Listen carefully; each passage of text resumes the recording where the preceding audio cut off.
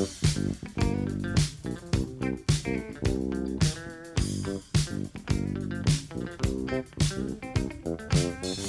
cookies.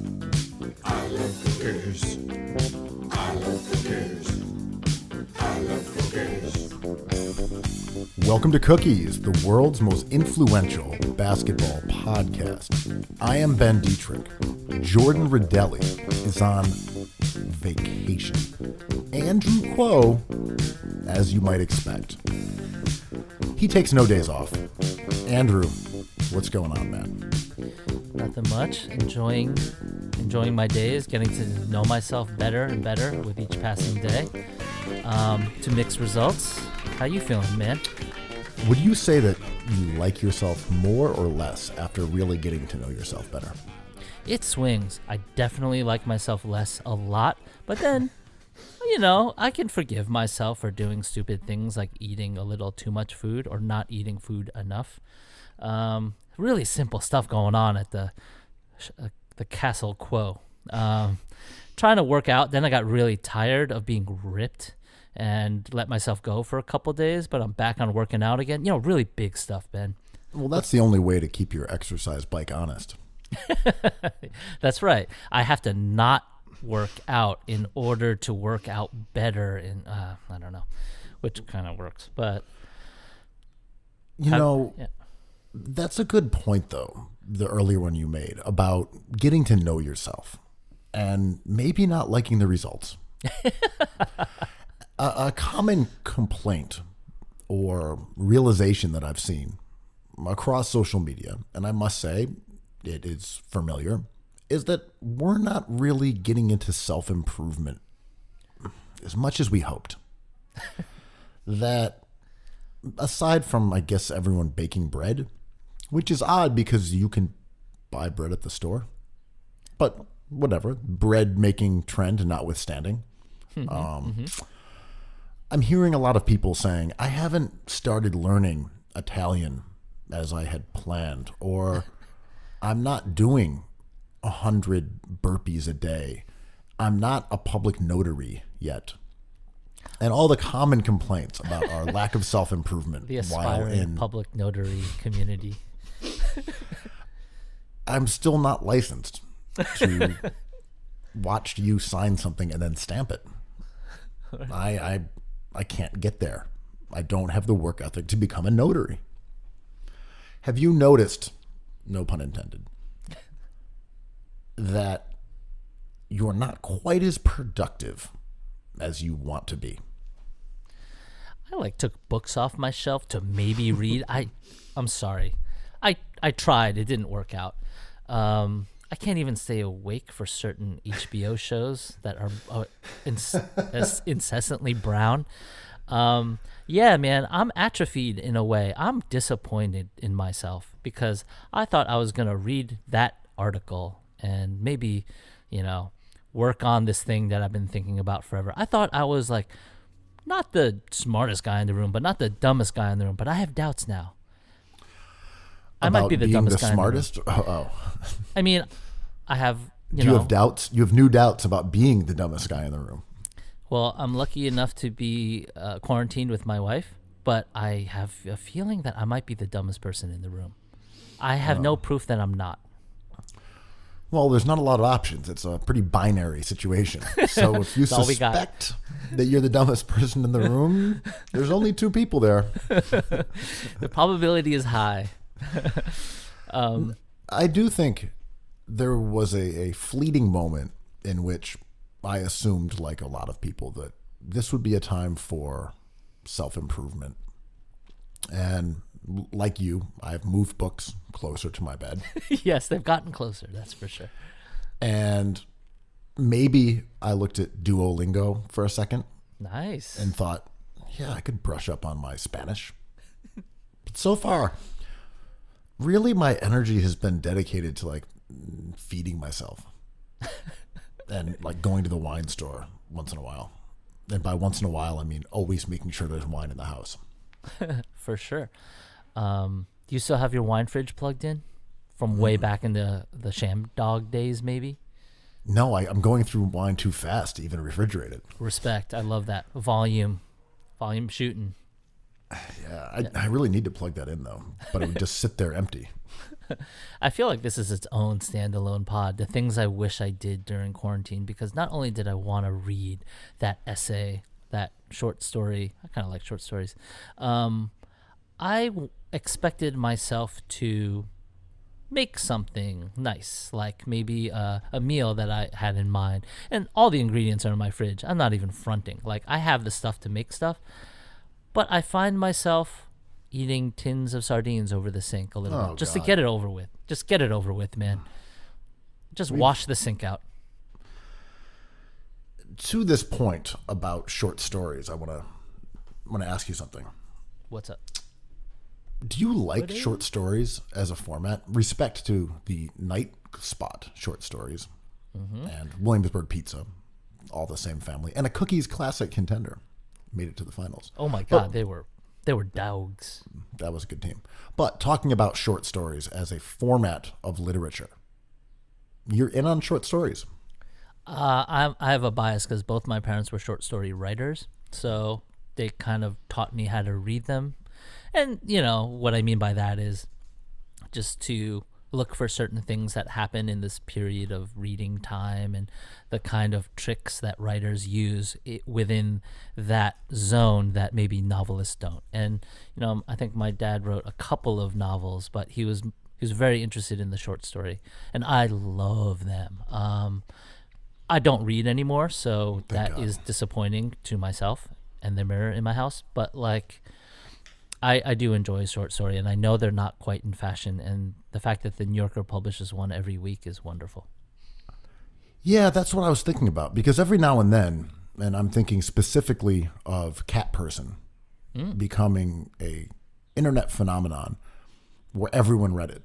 And I'm a bit surprised that short stories haven't had a larger moment with social media, because they're the length of a fairly long article. If people are discussing it, you can spend 15, 20 minutes, maybe 10, reading a story and then get engaged in the dialogue, the discourse, versus a book where you actually have to move it from your bookshelf to your bedside table into your hand and then chew through it over the course of, say, a week or 6 months, whatever it may be. But a short story, it's like the perfect digestible medium for literature today. But I agree, it has not had its moment in the sun. Yeah, I mean, do you think it's an issue with fiction as opposed to short stories, which kind of don't have the gravitas of like a novel, it's not, there's a different experience when you meet somebody who's a novelist versus someone who writes short stories. I mean, I love short stories, but and no one gives you credit for reading a short story. Like, ooh, you were able to set apart in 17 minutes to read that? Wow, you are knowledgeable and well-read.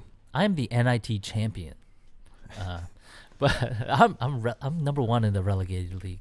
But do you think it's an issue of fiction because, and I'm getting too stony, I'm just want to spitball this or workshop it, because our lives in social media is so predicated on an aspect of fiction, and we create these stories for people to kind of frame us. That means like I'm on vacation, I'm living my best life, and I'm creating this production of myself for you to interact with. Do you think our deep knowledge of that now kind of hurts the idea of fiction, and we view things, let's say in the microcosm of a New Yorker magazine, do we view things in there that are nonfiction as information we can take into our like expression on social media, and when we see fiction, it's less useful? Right. I think this makes sense, because fiction is something that stands alone. It can be a topic of discussion. We can say whether we liked a story or we weren't into it, but that's kind of like seeing a movie. There aren't memes from Yes, right. From it doesn't have an enduring shelf life outside of discussing the story itself. you can reference cat person now and be like, right, we read that. I guess it does remind me of cat person, sure. But it's not the same. You can't like do a GIF of a sentence. This is true. Like, I think Ozark is a superior show to Tiger King, but let's go. Like, Tiger King is a wealth of information and stuff we can use, right? And Ozark is like, oh, that was really good. It's like, what about it? It's like, well, that part when Marty, I don't know, whatever, you know. But I think the air of truth and the air of reporting is something we use with more dexterity on social media, which is like attached to us at this point, especially now. And it's more useful than someone else's story. Right. If you read a story that's nonfiction, that's a news item or a research paper, you can reference it multiple times to evidence points. Mm-hmm. You're right. You know, it's the same as using statistics. It's the same as using, you know, did you read that Time story? Well, to the point that you are making, it refutes that. It supports that. Mm-hmm. A short story doesn't have that factual quality. Right. But a novel doesn't either, though. No. It's longer, but it doesn't. Like, will I ever read Infinite Jest? No. Will I ever read... The best example of this is, you know, I've read Species, or most of it, and I've referenced it several times on this pod. I've referenced it in conversations many times. There are interesting anecdotes from the research that are very applicable to the way we live and are little interesting nuggets conversationally, or at least in my opinion. But I don't really do that with, like, I don't know, what's another book I read lately? Like Underground Railroad. Interesting book. A lot of relevant ideas, but it doesn't come up in conversation in a way that you can use it to further a back and forth dialogue. I totally agree. And I'm so Gen X. I'm going to sound so Gen X right now, but like, I feel the two books that really changed my life as a young man was Dave Eggers, you know, A Heartbreaking Work of Staggering Genius. I really enjoyed that book. And Moneyball by Michael Lewis. Moneyball changed my life, and I feel like I'm sitting here, we're friends because of Moneyball. I'm interested in basketball because of Moneyball. Like, that changed the course of my life.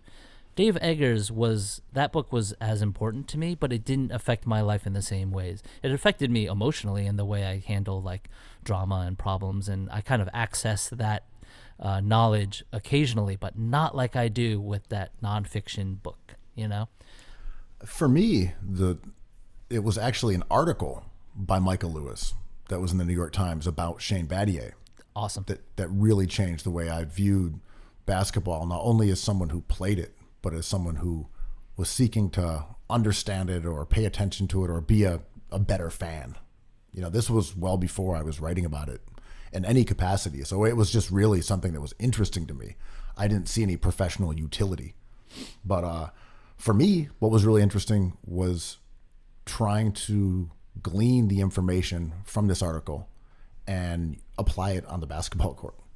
Even though I was an adult playing in leagues and pickup runs, Shane Battier's approach and the Houston Rockets' approach under Daryl Morey to guarding Kobe Bryant made so much sense to me that I've guarded people in the exact same way as they described Put a hand in their Battier. Face. Like, make sure people go to their offhand, let them shoot pull-ups, put a hand in their face. Don't try to block the shot. Don't commit a foul. Don't stay jump on the ground. Yep. And then, you know, kind of box them out so they can't get an offensive rebound. Yeah. That's like what I've done since that article religiously. Yeah. And it's really nice because you don't have to jump and and it totally excuses you not locking someone down if they go to their weak hand and shoot a jumper. You're like, that was my plan. Even if they go like 6 for 6, you're like, it's the numbers, man. Yeah. I love that article so much because at the end of all that, it was like, well, is Kobe Bryant successful against Shane Battier? It's like, very successful. He drops like 25 points on him per game. But, you know, it disrupts the game in other ways. And I was like, oh, this is such a complicated, nuanced argument that I love. That was a great article. I agree. And if anyone's interested in reading this article, if you read.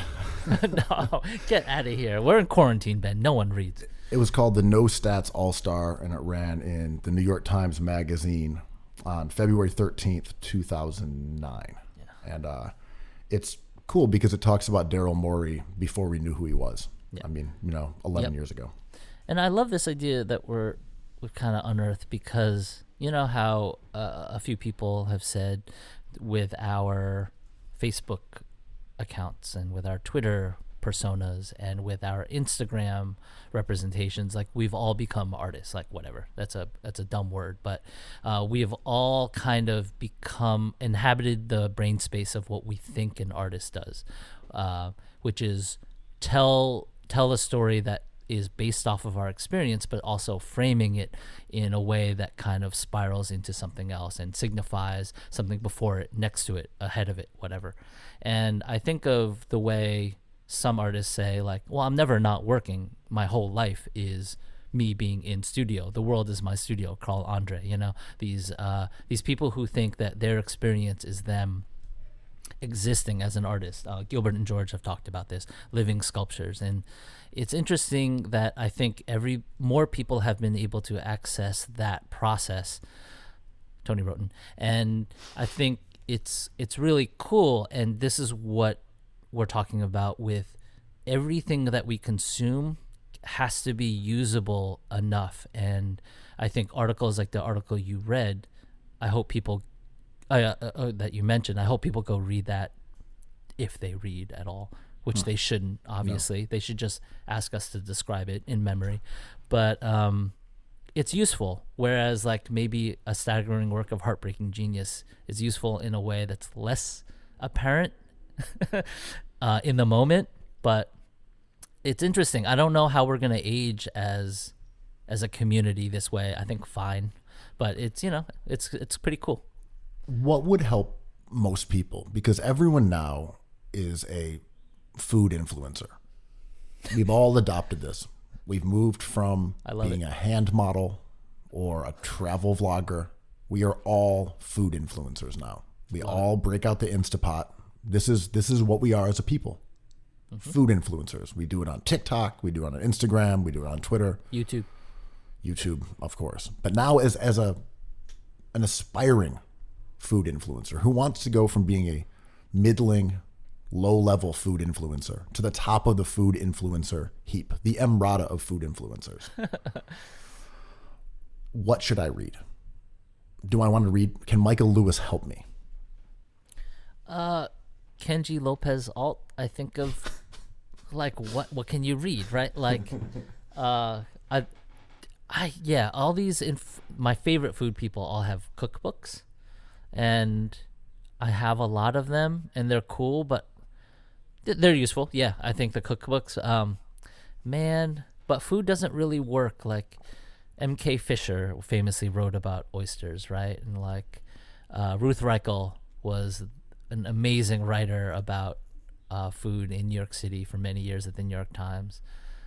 We mentioned his name before, but I really love Peter Meehan's writing and the way he thinks about food. I don't know. Like, are we excited about a Pete Wells review? Yes, right? Yes. Yeah, I still have that juice. But we slowed down? Did we all enter this quarantine being like, I'm going to crush some bread, man. I am going to be the biggest bread influencer in my social circle. It's hard to keep this up, man. Like, this is where I come in with like, I'm not sure I know how much you actually care about bread. Like, do you really love bread? I mean, you're talking all this sourdough madness. Sourdough do you really like bread? Like, do you walk around with a baguette? Like, just tucked under your arm and devouring it over the course of several blocks? Like, are you about that life? Are you about that French bread life? Are you about that French bread pizza life?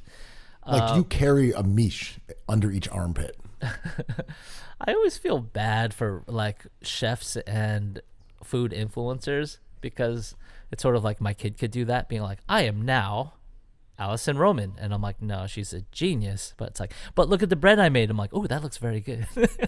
Like, I'd like to see more bread from you. Thank you. I know, but the no knead bread recipe has been out there. Yeah. I know you're getting into it now, and it's it's super smart and it makes a great loaf. Excellent crumb count, I gotta say. But that's old news.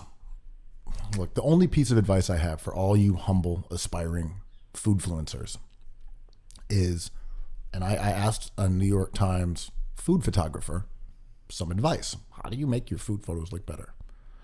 And without all of the doctoring and the spraying and, the intricate... The wooden dowels, the glue. Yeah, without all that stuff, because you are presumably going to eat what you've made also. And it's not going to be a plastic replica of food. It's not toothpaste. Is that put less on the plate when you take the photo. That was it. Solid advice. And use natural light if possible. Natural light and a lot less food than you think. And they said that's what makes things look good.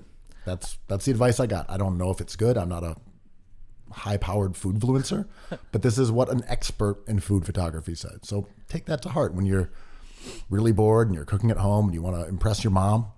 Less food on the plate, natural lighting. I've been doing a lot of food in a bowl and making like a pattern out of it, just like zooming in so there's no edges, which I have not even thought about it until this second, but has so much to do, and I'm so pretentious, I'm sorry, but has so much to do with like my studio practice about like thinking about the edges of a painting. I don't know, I'm a jerk, but anyway. Are you shooting from directly above, bird's eye view, framing the circle of the bowl in your iPhone, iPhone canvas? Is that what we're saying here? It's sort of like a fading in and fading out of a song, which nobody does anymore, which is weird, but it's to suggest that it goes on infinitely and you're just getting a snippet of it. Again, I haven't thought about this until this moment, but I'm always drawn to like not having the edges of the plate show, maybe. So you're zooming in on like an Sometimes. individual ziti that's on top of the slice of pizza. Or a pile of ziti on top of a burrito, on top of a samosa. Right, so the potato pancake on top of the regular pancake. Yeah. Can I stuff a manicotti with white bread? But infinite. Infinitely. So the manicotti goes on forever. You don't know. It could be the whole size of my apartment. And like an infinity pool of gruel, for example. That pasta shell is very big. You'll never know. So what do you think people should, if we were the cops, if we were the Utah Jazz, what do you think people should be doing at home? Should they be bettering themselves or should they just be their damn selves? Well, I think the argument in favor of self-improvement is that it helps your mental state because you don't have the added weight of not self-improving. If you're at home and you're like, oh, I've been a worthless piece of shit, that's just adding to the anxiety and the stress. So not only are you unhappily dwelling at home, bored off your ass, doing nothing except for watching season 2 of Ozark and then doing a rewatch of, I don't know, Monk season 5. Strongest.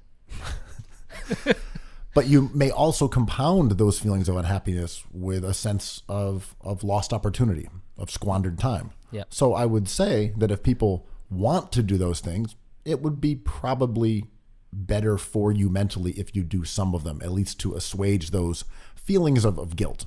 At the same time, if you want to just sit around with your thumb up your ass, and that's what makes this easier for you, and this is what makes you happy, I couldn't argue against it.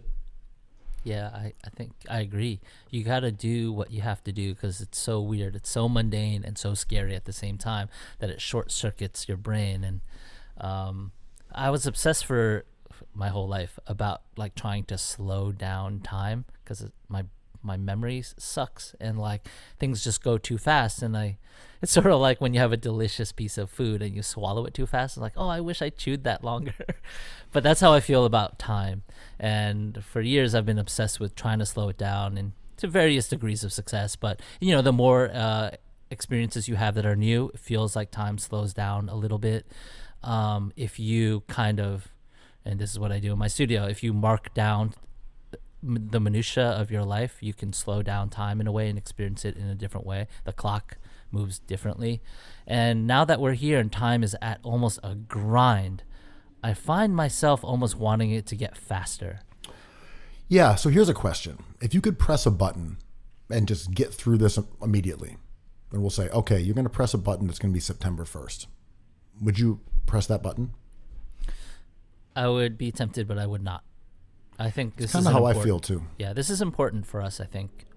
But if you kept that button around me, yeah, like over the course of 24 hours, smash that button. It would probably take me 3 days to hit it. Yeah. I'm like, nah, man, I'm going to go through this. Like, I'm going to become a public notary. I'm going to live my best life in yeah. Ooh, September. It's fashion week. Yeah. I mean, it's also frustrating because the way scientists talk about the curve, it's like, oh, this is going to take a while, and this week was going to be bad. And I'm like, every week matters now, because especially when like people are dying from this thing, I'm like, oh, this week is very valuable. This day is very valuable. This hour is precious. But I see this curve. I'm like, can we just speed this baby up a little bit? Like, can we get past the worst part a little? All I've been landing at is like, I just try to keep myself upbeat, because I find myself kind of spiraling into just like, whoa. And as in Black Rob whoa? Yes, exactly. like whoa. It sucks to have that Black Rob song be huge and have your name Kuo. I'll just say. Oh. No, it was awesome. It was awesome. What am I talking about? It was amazing. Yeah, you peaked. I peaked like I was 18-year-old Jason Tatum. But yeah, I've been Doc Strange in the range like Kuo. So my home routine now is just trying to keep myself positive, and that's like working out when I can, when I'm trying to keep my exercise bike honest. Drinking caffeine is important to me because I feel like that lifts me a little bit, and turning off my damn news station and like watching a story, which is relevant to our conversation. Well, you know my opinions on trying to eliminate news. But the one thing that is a positive about this is that it looks like we're trying to eliminate Roseanne Barr's generation. I'm excited about that. Go on. What generation is she?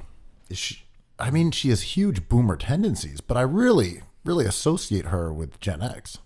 I mean, this gets tricky because it's a state of mind, but empirically, she would be late Gen X, right?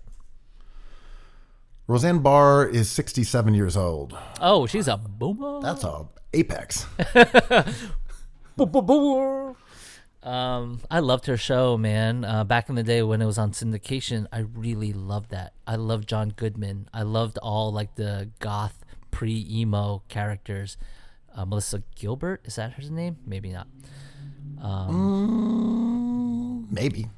No, Melissa Gilbert was different. She was an actress before. Sarah Gilbert? I don't know. Yeah, you got it. What's kind of incredible about the show Roseanne, which I have not revisited in a season 6 rewatch, is that that mom is exactly the boomer that Roseanne became. They are internecine. That working class shithead mom would be exactly a Pizzagator anti-vax like Roseanne Barr, if those are some of her opinions, which I don't pay attention enough to really pin down, but they're in that general realm. And just to frame this, in the original Roseanne, she was kind of like, in my opinion, like a wonderful character. She was complicated, sort of like All in the Family. She had vitriol, but she was like trying her best. I thought it was a good show. I'm not knocking the show itself. I'm saying it is very true to life that the mother from Roseanne would be similar to who Roseanne Barr turned out to be. Mm-hmm. But in general, the thing that Twitter and social media has allowed is not just for, TikTok celebrities and teenagers, but it's allowed people from that era, the 90s, the 80s, to stick around if they have obscene outlier opinions and viewpoints. And I mean, obviously, Donald Trump is one of them. A loser from the past who came back to haunt us and destroy us in the present. And we see all these guys, Jose Canseco, Tommy Lee, Alyssa Milano. Is Canseco a boomer? I really love Canseco. Is he a late Gen X or a boomer? I think he's late Gen X because he was so young, right? He was young. I mean, he was like in his 20s when he was a rookie in 1986, 87, I believe. Yeah, he's 55. That's Beto Gen X. yeah, that is. His finger fell off in a poker game once. Oh, yeah, it did. He's awesome. I mean, he's weird as F, but like I really put Trump, Canseco, Roseanne Barr, Tommy Lee, who's politically different but came out with a political missive that was, you know, opposed to Trump, but used sort of that really dated sort of colorfully cursing language. It's like, you know, Cheeto fuckstick or something along those lines. Very Limp Bizkit of him. But I view them all in that same category as sort of, you know, weird has-beens that have lurked around online, and we literally have one as the president. Yeah, I mean, these people just never age. And it's hard to frame this as like not just a product of the platform, right? It's like, oh, everyone has like this amount of words and you can do it. And oh, you're Alyssa Milano, you're going to like start off with like at least 100,000 followers and then grow it to a few million. And when you have an opinion, like she got into trouble politically recently, and she got a lot of attention for that. And it's mostly politics, right? Like this happens when celebrities come out in favor or against a politician. Yeah, because it's not limited only to right-wing loons. And it applies to like John Cusack or Britney Spears, who have, you know, been sort of embracing socialism over the last, I don't know, month or so, or Cusack? Or have become sort of that exact kind of figure, but on the left. Mm-hmm. Well, finding out about one of your a celebrity in your brain, especially your memory, finding out about their politics can be jarring sometimes, because if they don't align correctly, your whole personal history kind of shifts, right? Like if your favorite band was Motley Crue, but you love Trump, I think that's very possible, and you heard Tommy Lee spitting his bars about Trump, his Roseanne bars about Trump, I think you'd be shocked, and you'd kind of like revisit your youth in not the most pleasant way, right? Well, as a huge Spencer Hawes fan, I'm just glad that he'll never say anything I could find politically objectionable. Like, rest safe and secure that Kurt Schilling, my childhood idol, is not problematic. Are you going to burn your Aubrey Huff jersey? I felt this way about Vladi when that 30 for 30 came out. I'm a huge Vladi fan. And when that 30 for 30 came out, I was like, yowza, dude. I do not agree with much of this, but fair enough. Your politics are your own business. I enjoy your flopping, but not your advocation of genocide. It's really, really putting me in a conundrum here, Vlad. Come for the flopping. Stay for the throwing dirt on your friend's grave. Oh, Flopadon Milosevic is long gone. I mean, I say that because he really took his liberties in describing his relationship with, I'm blanking on his name, Your Nets, the best, Drazen Petrovic. Ooh, did you hear that short circuit I just had? I had a short circuit. Yeah. Are you okay?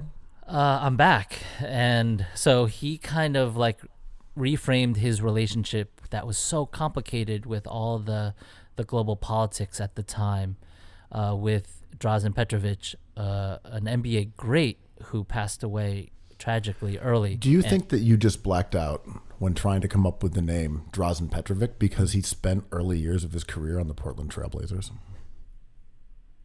I'm sorry, you said something? Excuse me? Where were we? I don't know. Ooh, so rested. Sorry, what were you saying? Excuse me? Oh God. Oh, is this Monday or Tuesday? Vlade probably didn't need to throw up like the gang signs for the death squads on the court. That might have been like a little much. Or like waving that flag. You know, it was a tense moment in history, and there's still tension there with Hidu Turkoglu and his politics. But like that part of the world has been very active since World War One, man. And to see it reduced down to like, yes, I know Drazen forgives me. I'm like, oh, this is tough. This is really tough. And like interviewing Drazen's mom, be like, does he forgive me? He forgives me, right? And she's like, well, he's like, yes, he forgives me. I'm like, forgiven. It was epic. And now that I talk about it, I'm more sympathetic to Divots because, I mean, what do you have in life except like ways to piece this together? I mean, what can he do, you know? This might have been the only time when basketball was really involved in like ethnic strife that I can think of. Because we've had moments, you know, post-Soviet Union where you had like the Ukrainian team, or during the Cold War you had US versus Russia. But those were sort of proxies. Mm-hmm. And this was a time when I would say outside of the United States, the biggest basketball stronghold on the planet was, you know, the former state of Yugoslavia. Mm-hmm. And basketball was deeply intertwined in this whole situation. And I remember interviewing, I mean, I guess with the former Soviet Union as well. I remember interviewing, you know, some players who were from that region, and they remember, you know, having to be sort of taken care of specially in order to play basketball. Yeah, you know, man. because like they were viewed as like unique, and they grew up differently than other people, although they would play in gyms without heating and things like that. Yeah, that was such a odd era of world politics really injecting itself into our great game. And I think, you know, the importance of the Olympics shouldn't be understated. There were so many subplots going on there that it was definitely like the era of the Cold War, an actual war in Yugoslavia. What happened there was horrifying. And I think I think about the Olympics this year and how we're probably not going to see it definitely not going to see it till next year. But what kind of political intrigue or global intrigue is gonna happen when China puts their team on the court, you know, and how we feel about them currently and post-corona. And I mean, my hope and belief is that we've moved along where we would not view Chinese athletes necessarily as surrogates for a government that we may be annoyed at, or whatever their failings in terms of coronavirus would not be on the shoulders of, you know, their gymnastics team. I wish that with like all my heart, and I think like I expect the worst, but I wish, I hope for that for sure. There's t-shirts going around. I think they're fake, but I think I saw them. You know how people just Photoshop t-shirts for sale that say, I'm Korean and not Chinese. I'm Asian, but I'm not Chinese, to that effect. And I'm like, yo, a bunch of Donovan Mitchells over here. That's super gross. Yeah, let's not do that. Let's be cooler. Let's be chill. Well, speaking of basketball, as we occasionally once in a while do, there was... If we have to. I mean, there's not a lot of news, but there was a smidgen, a little morsel of news in which discussions of the forthcoming NBA draft, which now looks as if it may transpire even before the season resumes. Potentially. I don't even know how that'll work, to be honest. How does that work? Yeah, I know. Like, can you not do the playoffs but do the draft? No, you have to do the playoffs for... I mean, yes, you could, because the seeding... No, the seeding is based off of playoff results, isn't it? No. After the lottery? It's not? So it's just regular season record? It's based on regular season record. So we could do that. You could, but the problem is that you wouldn't be able to like trade draft picks, right? Because yeah, exactly. your team is still intact from this regular season and the rosters have been locked. Yep. So if you were like, okay, we want to trade the third pick with an active player in the playoffs, maybe. Yeah. It just couldn't happen. Yeah. I guess you could agree to those things, and because basketball's not actually being played, there could be this whole sort of spider web of transactions that we don't hear about or catch wind of, but aren't made official until after the playoffs. I guess that's what I would do. Ratchet up the intrigue. Get weird. That's always been my opinion. Like, Yeah, chaos. unlock the rosters, move back the trade deadline. Oh, you want to make some more moves for whenever we resume this? You want to bail on this season? Go for it, man. Give us some news. My pessimist side would say hold off on it because I don't want this to ever happen. But if a player sustains a significant injury like an Achilles, that affects your draft point of view. You know, if two of your guys go out with season-ending injuries, I'm like, oh, the metric has totally shifted. I wish we didn't do that. Oh, it is freighted with complications. Yeah, No doubt about it. Did you see that story last night about how I think Ben Wallace gave an interview and said if the Pistons had drafted Carmelo Anthony over Darko, they would not have won a championship because Melo demanded the ball immediately as a rookie, and he was not good enough to take them to the ring. Yeah, I disagree. I do too. But it's kind of interesting in that is the narrative a championship player who's old now would have.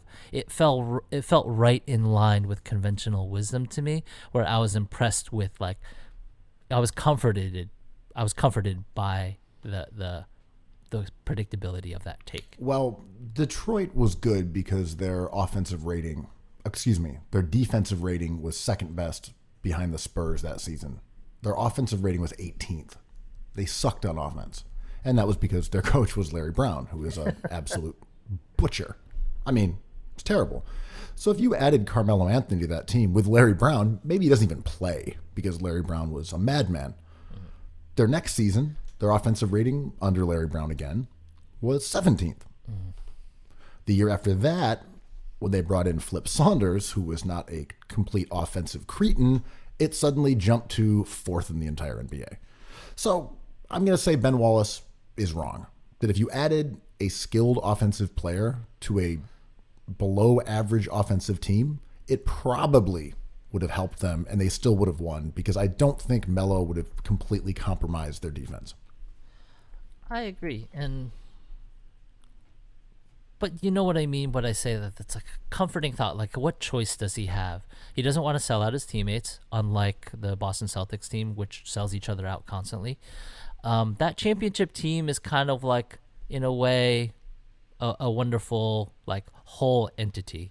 And he can only frame it as, like, we won because everything was perfect and everything aligned. So we don't want to relitigate it. Right. I think him saying, well, you know, if we had Melo, who could have been another contributor, you know, I think we would have won the title anyway because we were that good.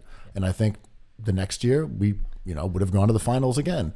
And I think if we had Melo on that team instead of a non-entity like Darko, that would have helped our team Knicks down the legend, line. Darko. Yeah. That he could have said, I don't know that Melo would have contributed enough to make a huge difference as a rookie because the NBA is hard and he was a teenager. But I think Melo on that team later on would have been more important than as a rookie. That's how I would have phrased it. I agree. And I'm just looking at Melo's. Like we would have lost because of Melo? Like fuck off, Ben. Melo was drafted by the Nuggets at age 19 and played a ton of games. He played 82 games, 3,000 minutes. He was your boy, TH. He was a net zero, which is like okay for a rookie, you know? He was helpful. He would have helped that Pistons team, no doubt. Yeah, that's my thing. Is like the Pistons were great, but their offense was bad. If you made an argument that would Melo have helped an elite scoring team, I would have said probably not. But the Pistons were relatively inept on that side of the ball. Yo, he averaged 21-6 his rookie year. Like, yeah, add Melo to that freaking team, man. You guys have a dynasty on your hands, maybe. I mean, Billups was a fantastic offensive player. Sheed, even though he was in his 30s, was still very good on offense. Hamilton was useful, even though he wasn't efficient, just as a guy who could run off screens and you could get a reasonable shot off. But after that, it wasn't like they had a lot of offensive talent. No, Ben Wallace was 3-and-D, right? Yeah, Tayshaun was 3-and-D. Ben Wallace was a poor offensive player. Tony Delk. They didn't have a lot of talent there. I mean, McDyess played a lot, and he was a shitty offensive player at that point in his career. Shout out to Richard Hamilton, who has as many rings as Kevin Garnett, and Paul Pierce, and Rajon Rondo, and Ray. Oh, Ray has 3. My bad. But shout out to these players like... And that team had basically no shooting except for Rashid and Billups. They were running out guys like, I don't know, Maurice Evans. And yeah, Melo would have helped that team a lot offensively. Was Rip Hamilton not on that team? Am I getting that twisted? Yeah, he was there. Okay. He was their leading scorer, I believe. UConn legend. But back to the draft for a second, though, because you're the resident. Yeah, I'm here. I've logged on. You're the resident draftnik. So the NBA has said that teams can interview players, over Zoom or Skype or FaceTime or whatever digital communications are selected. But they can't do live workouts, and they can't even do video workouts. Does that seem severe? Or we can, or live, they can't do live workouts in person, or over video. Does that seem too draconian in your mind? The coddling of these young men is so Roseanne Barrian. Like, are what the are we inmates doing? running the asylum? As if they're like these delicate flowers of innocence that we corrupt. No, let's do all of this. Work them out. Have them do whatever. Talk to them on the phone. It's fine. Yes, get to know the player that you want to add to your team. Have dinner with them. I don't understand this weird fear of interaction and collusion and all this intrigue with the NCAA and these young players. These guys are smart. They are businessmen. But I think we should allow all these things to happen moving forward. I'm sorry, there's a pandemic, right? That's what we're talking about. But you can't watch a live video? You can't talk to them on the phone? You can talk to them on the phone. Oh, can you not? Oh, can you? You can. Okay, I'm into that. You can talk to them. You can interview them. You can't request or even watch live workouts or workouts in person. You can't do either of those two things. I actually think they have to do that, because if there is a benefit or a perceived benefit from a player setting up his phone and going to a gym and working out in front of a team, then everyone's going to do it, except for, the elite guys who always kind of miss those things.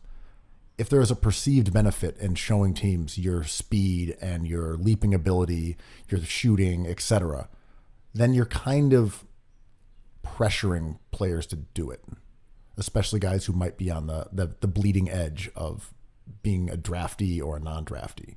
Why are we coddling these guys again, though? But why can't we just do it? And if you can't put up a video of displaying your skills, get that iPhone out. Or, technology is at a point where it's, not But my issue. point is, you can't suggest that these guys should leave their house and find a gym and be set up with people passing them the ball in the middle of a pandemic. Because when the Sixers are asking 7 power forwards to go to the gym and one of their dads gets coronavirus, that comes back on the NBA.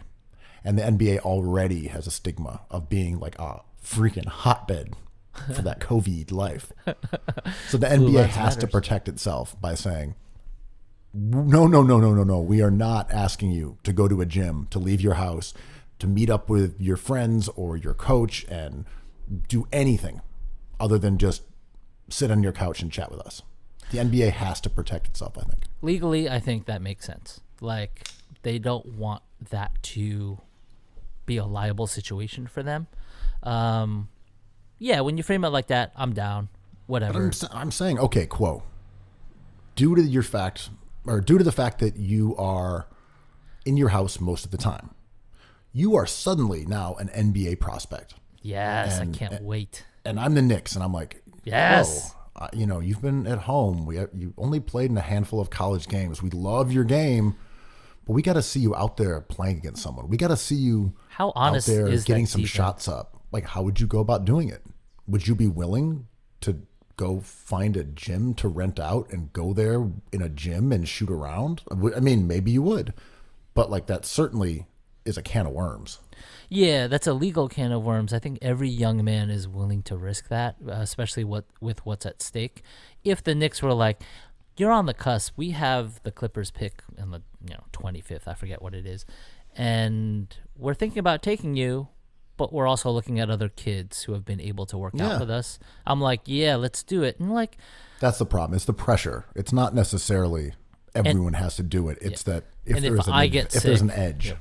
If I get sick, I would leverage that. If I didn't get picked and I did get sick, I'd be like, I'm going to sue you because I have nothing to lose. And it's a legal issue more than anything. But, But it also requires other people generally. Oh, people have to go and open up a gym to let you in. They have to leave the house. So someone's got to, help you set up the tripod with the camera. I mean, not necessarily, but potentially. Ideally, it would be the Knicks, right? The Knicks would be like, come to Westchester. We'll send a car for you that's been swabbed down. And that would too be much liability, too. Yeah, and that would be also tampering with the rules. Like, this is fraught with just like all sorts of legal issues. And to your point, young guys would do it. Like if someone said to me right now, Ben, come shoot around in this gym. No one's been in it for a week. No one's been in it for 3 weeks, a month. It's fine. It's a closed school.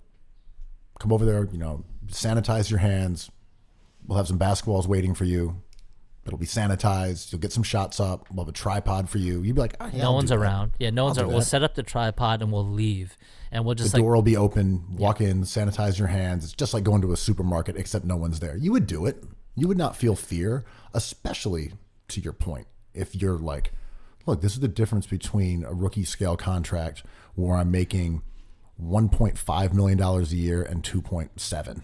Yeah, I might make an extra $1 million a year, $4 million over the course of a rookie contract by going to a gym and getting some shots up. Yeah, I'm 100% in. Yeah, the story of the draft and the process leading up to the draft is never the top dogs. It's always the fringe players who like just need to get into the dance, into the door, and it's tough, man. I mean, yeah, if you're the Zion or the John Morant, you don't have to do any of that stuff. Yeah, I mean, Weissman didn't have to play this year. Yeah, but those are a small fraction of the guys who are NBA hopefuls. So 1%. Yeah. But yeah, totally. And yeah, I think when they frame it that way, when you frame it that way, I think that makes sense to me. And I am tired of the NBA like coddling these young athletes or the NCAA. But this is unique, and let's do this. Like, this is just going to be a weird, chaotic draft. Yeah, I don't follow the draft. As mentioned, I want them to get the ball rolling on some chaos and intrigue, because this is a way where you could have everyone safe. Everyone could be at home. Everyone could be, sheltering in place, and you could get some news. You could get some draft intrigue. You could get some whispers of trades that have occurred. I think that would be fun for NBA fans, and more so than watching, Derek Jones Jr. play NBA Jam. So the no sin bin, the NFL has been moving forward with its trade period and draft.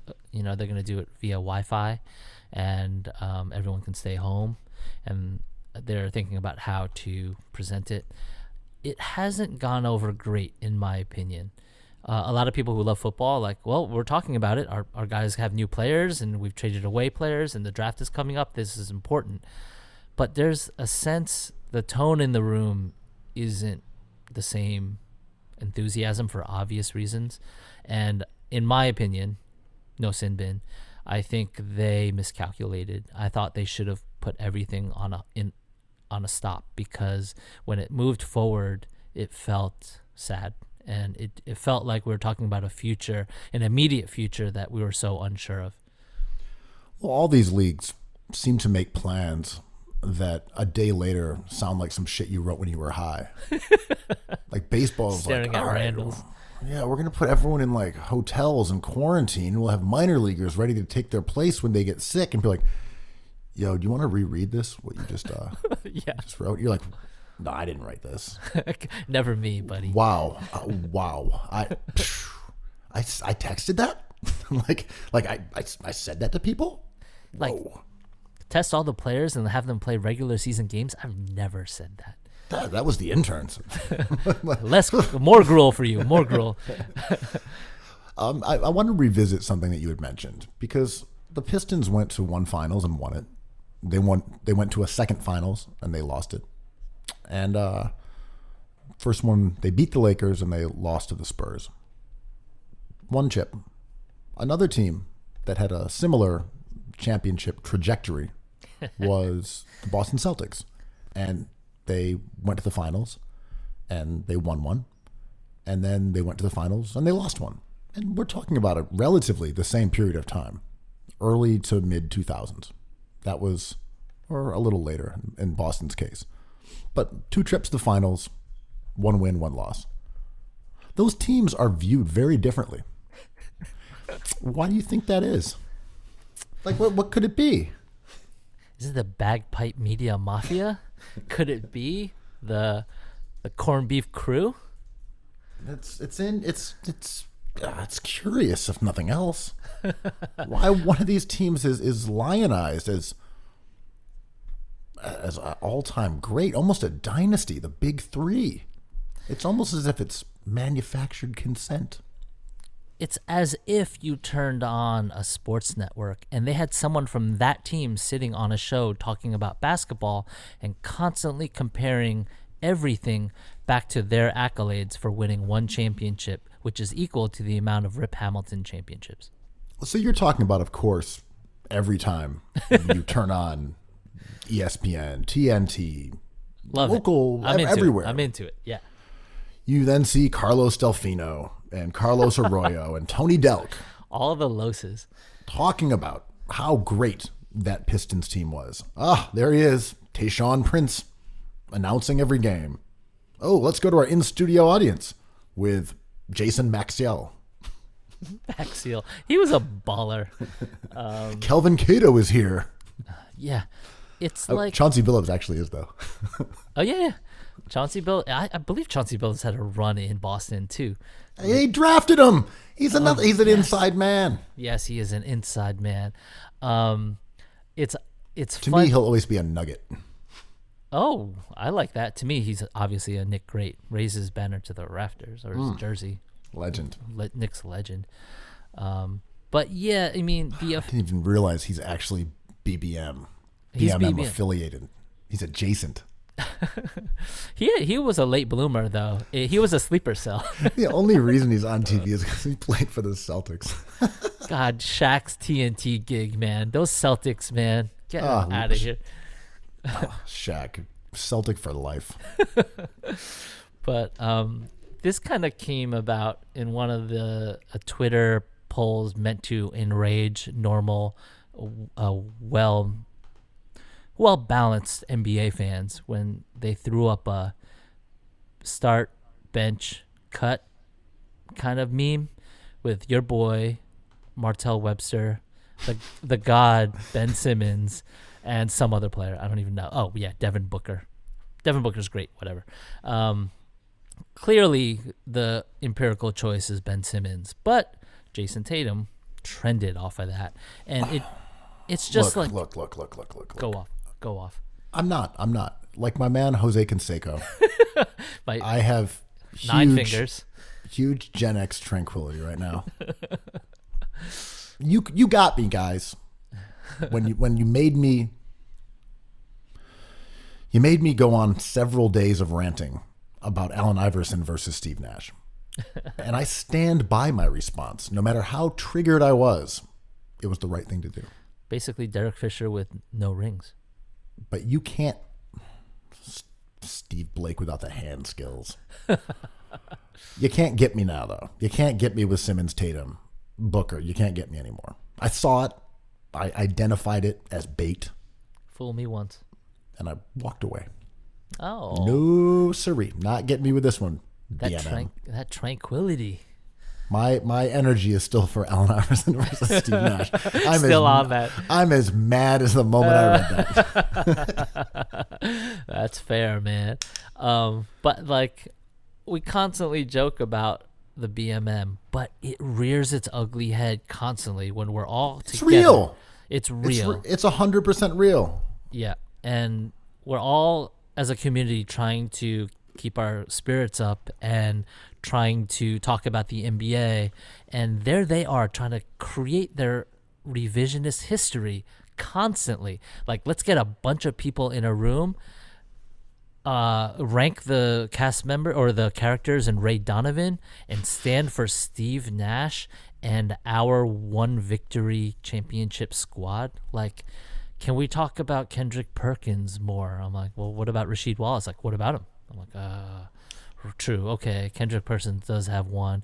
I like Kendrick. There is a standing invitation to come on TV if you were a member of any of those teams. Yes. Eddie House, come on down.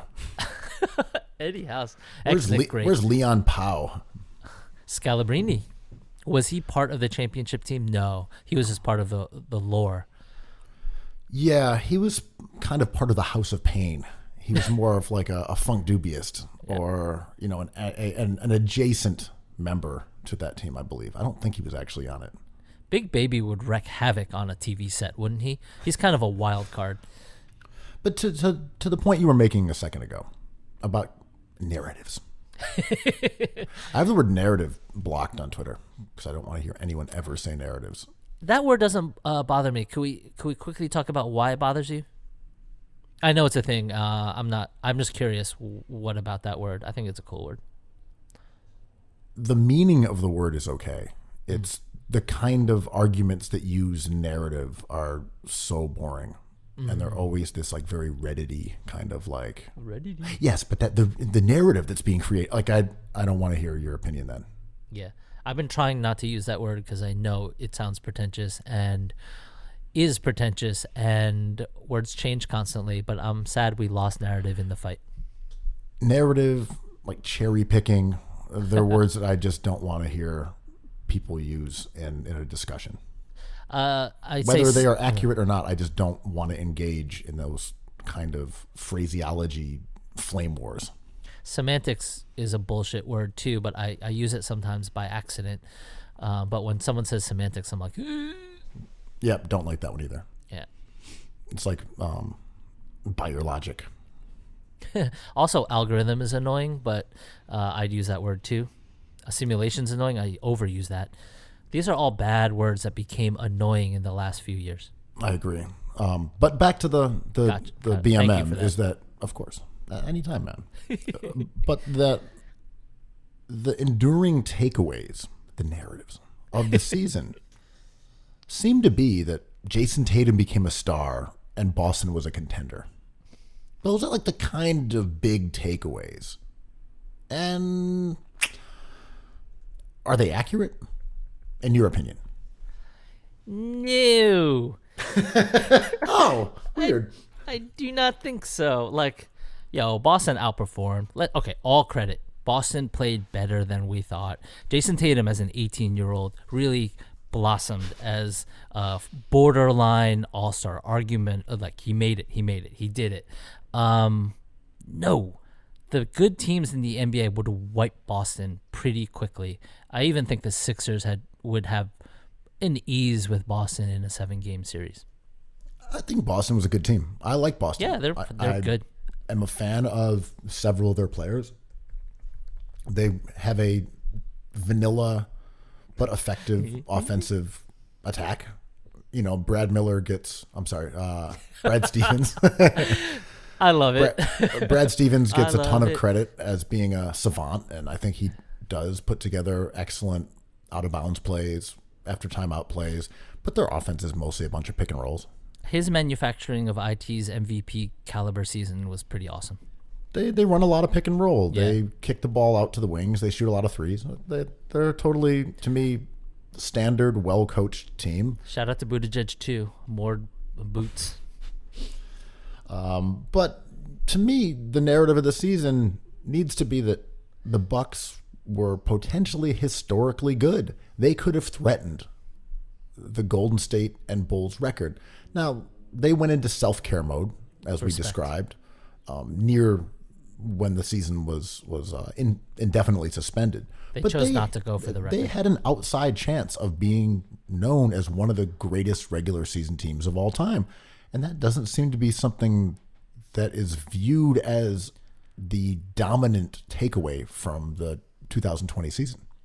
I mean, as the interns so skillfully pointed out, the less gruel than you can possibly imagine, 90% of the media is either BMM or BMM adjacent, the NBA media.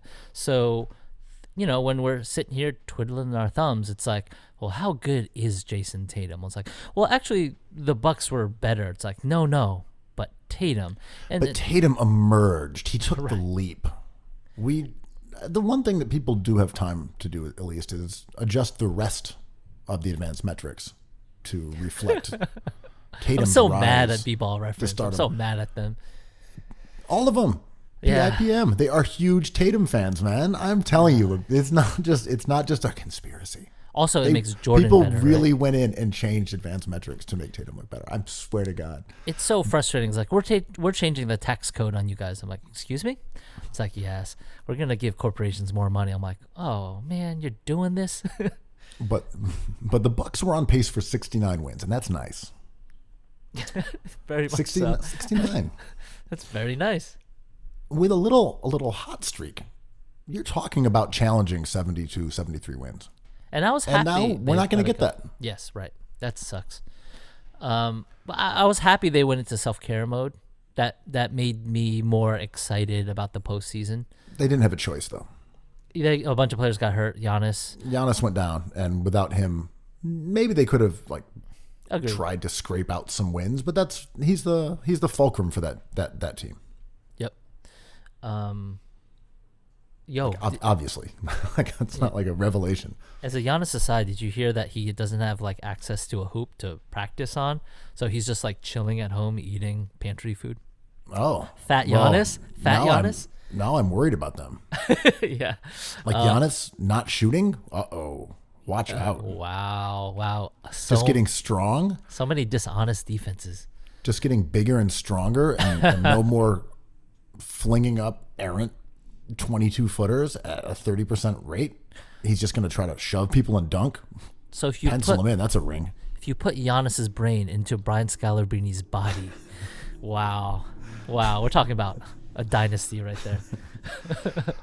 But yeah, I think we are forgetting some of the interesting stories that the Raptors really outperformed. And to me, the story of the Raptors was that Lowry is a really special player, and that Masai Ujiri is a fantastic GM.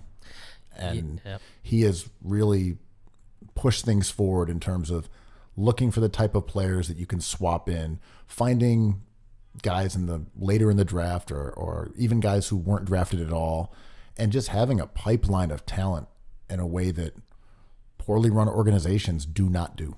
He had the long game. He was a processor. I mean, to discover Van Vliet, and he's probably going to lose him in free agency this year. And this is where I get kind of melancholy about this stoppage, among many things, is this might be the Raptors' window because of Van Vliet's impending free agency. They might pay him, but then he costs money. All these metrics kind of change. The Clippers were built for this moment. The Bucks were built for this moment. And to see it kind of drift away like the Avengers end of an Avengers movie is very frustrating. Marc Gasol is 35 years old. Serge Ibaka is 30, but might be 40. 45. I love Ibaka. You can't tell me shit about Ibaka. That will change my mind. But I love how they just diligently go out there and get guys like Chris Boucher or Boucher, however you say his name, He's Boucher. a baller. And Shamari Pons. They just find those guys who slip through the cracks and keep working at it. Rondé Hollis Jefferson put together a good season for him this year. They are hardworking, and that's what I really respect about front offices who do the work. They do not leave roster spaces alone. They don't sell second round draft picks. They go around and they assemble talent, and they keep a farm system going, almost like a baseball franchise. I see no ZD Burrito on the roster.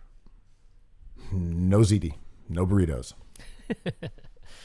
They don't let you on the team if you can't play defense.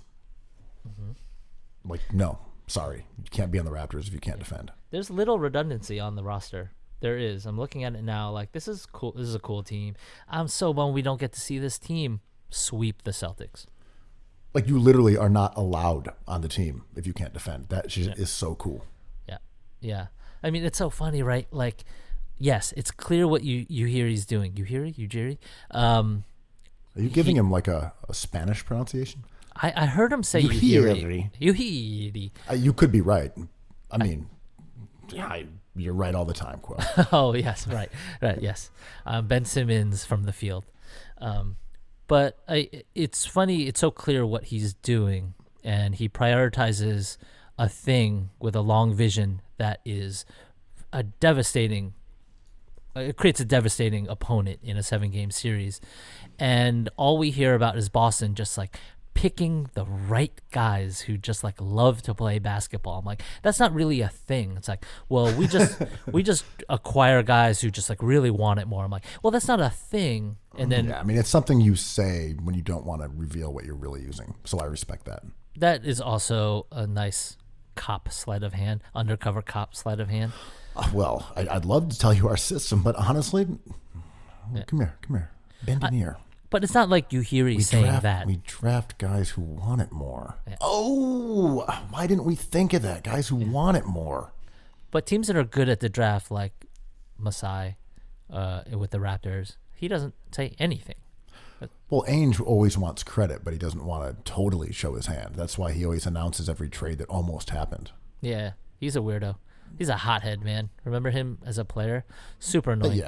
But you don't see Mike Zarin, who's the one who's probably behind their draft strategy, or at least a lot of it, out there revealing stuff. Yeah. You know, and he comes from that same omerta that like Sam Hinkie and Daryl Morey have, where they'll talk about ideas, but they don't tell you what they're actually looking at. They don't tell you the real data that they have. Yeah. And I think Ujiri is cut from that same cloth. You know, we can look at what the Raptors do, and as I said, they don't allow you on the team if you don't play defense, and that lets a good coach like Nick Nurse get really creative, and that's why they were exceptional when they would throw different zones and looks and full court presses, because everyone can D up, and it gives you such a luxury as a coach where you don't have to coach around a unitasker. It's like I love what the Raptors did. They're a cool franchise, super progressive, embracing the global game in terms of looking for talent everywhere. Ujiri is awesome, Nurse is awesome, Lowry is thick. They're great. And this doesn't happen without a sucker. So I'd like to throw my team into the mix as to help them. It's like, shh, don't tell anyone we're going to trade Andrea Bargnani for 2 first-round picks. And it's like, what? It's like, the Knicks, so generous. So generous. We just want Uhiri to have success. That's all. The Knicks are a nice team. I love that he built the Nuggets and the Raptors on the backs of the Knicks, and Dolan's like, no, if you outsmarted us, we no must one hire tricks you. me. Yeah. No one gets the best of me. If he we was must good hire enough you. to pull the wool over our eyes, the New York Knicks, and my guy, Steve Mills, if you got one, if you snuck one by old Stevie. Get me the man who dumped Bargnani on us. He's a basketball genius. You snookered Mills? Here's $20 million over 4 years. But can we talk about teams that were like, if the season resumes, maybe hopefully in the mid to late summer, any NBA is great, but I understand if they cancel the whole thing. I think there's too much risk. They should probably just bail on it. But if they resume and players are going to be fat off of pantry food and out of rhythm, like what are the teams that you can think of are like, it's most disappointing that they came to a stop? Just to be clear, I think we will see this season resumed. I don't think they will dare go into a new season without running a playoffs. There's no real upside to that. I agree too, but so this is all predicated on Like, even if Rona it's- testing, right? Right, but even if it's like October, I just don't see them saying, okay, last season's canceled, we're starting fresh. I just think no matter what happens when we resume, it will be with the playoffs. They have to get a champion out of this year. I don't. I would love that. I don't think we have to do anything because this is like on the fly, changing so much. But I think it's if they come out with a Rona test that's like, oh, it just takes a few minutes and we can test every player before and after the game, and if one guy gets it, you fucked up. And legally, that's a really big risk to take, I think. For sure. I'm not even talking about jumping the gun and coming up with some weird thing where you're going to have it on a shut up and jam island fiasco, which I think is a great idea. I'm not suggesting that. I'm saying that whenever it is the consensus that we can get back towards a sense of normalcy and life, they will start with the playoffs. And one advantage of that is that it's only half the teams.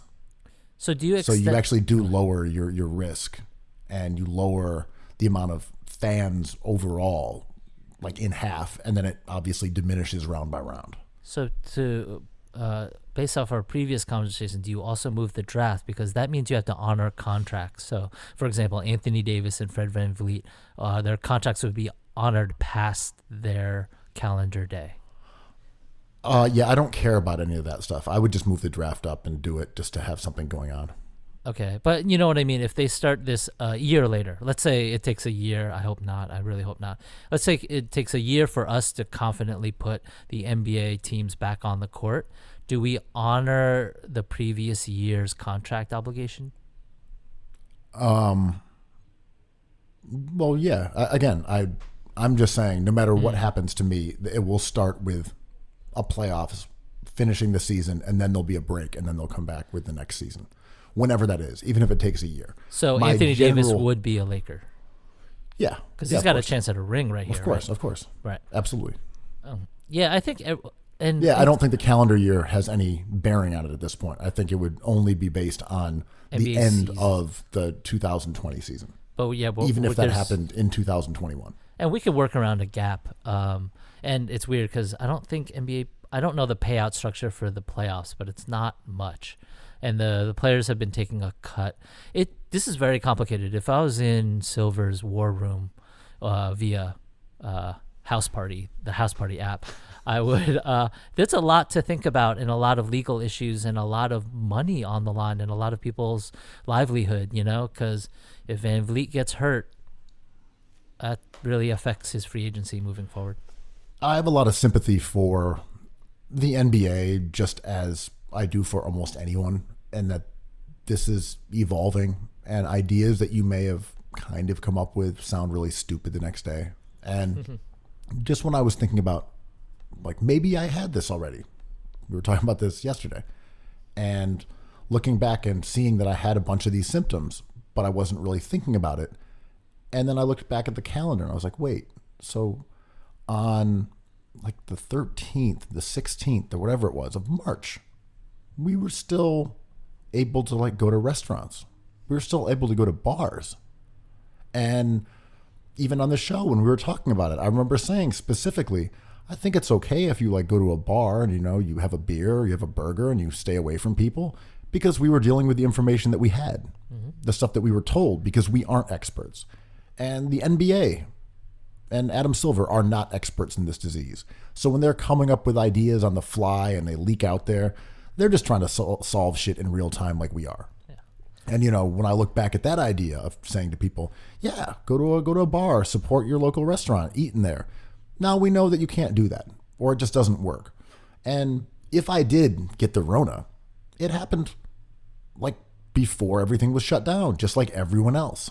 And that to me is the only reason I have a bit of optimism about flattening the curve, or at least mitigation, or things going down, because we're getting further and further away from that period of ignorance when we didn't know what worked and what didn't work. And we were trying to live our normal lives. So that to me is a bit of a cause for optimism that, like, as a nation, as a planet, we seemingly are like getting up to speed a bit on what helps stop the transmission of like this very novel coronavirus. I mean, the South Korea really flattened that curve. Their death total is a fraction of ours, and I always say that I was terrified from the jump, and human beings will act a certain way, and predictably, like I think we missed the initial curve. But to your point, right? Like the more information we get, we constantly are reframing this hour by hour. Like shout out to Boris Johnson, which is a really surreal development. But I think we constantly move these curves, and now it's like there's a new flat curve, and I'm down for that. And tomorrow there will be another new flat curve, and I'm down for that again. And shout out to the Stakem Twitter feed, which is like our guiding light. Who apparently there's a statistician behind that, and they just broke down like how to see misinformation and information and statistics and non-statistics, and went on a rant that was like more presidential than maybe the president of Stakem. But no, don't take that back. Don't you dare defame the president of Stakem. He on this was pod. The rightful winner of the Stakem presidency, and we have to respect that office, man. The president of Stakem. He's really Fauciing the social media manager over there at Stakem. But yeah, man, it's moving, it's changing. I don't know. I look to the light, which is a frozen beef product. All this to say, don't be hard on people who are wrong, unless they're like Donald fucking Trump. No, because he's wrong with malice and other things. Other people are just trying to come up with ideas and spitballing, perhaps foolishly. I mean, there are certain people we should be enraged with every day. There are other people who are trying to figure this shit out like everyone else. Science and the process, even in the NBA, deals with a lot of failure. It's mitigating failure, and failure will exist. So when people call out Hinkie for missing on stuff, yeah, that's the whole point.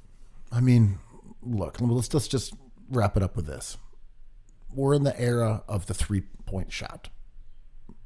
You make 36%, you're average. Yeah. You miss 6 out of 10, you're a sniper. The baseball stuff. I thought we were in the post-shooting era. More on this tomorrow? More on this tomorrow. I mean, the ethical players, they just dunk it 80% of the time. Simmons is a better shooter than the entire Leprechaun. Facts only on Cookies Hoops. Cookies. Cookies.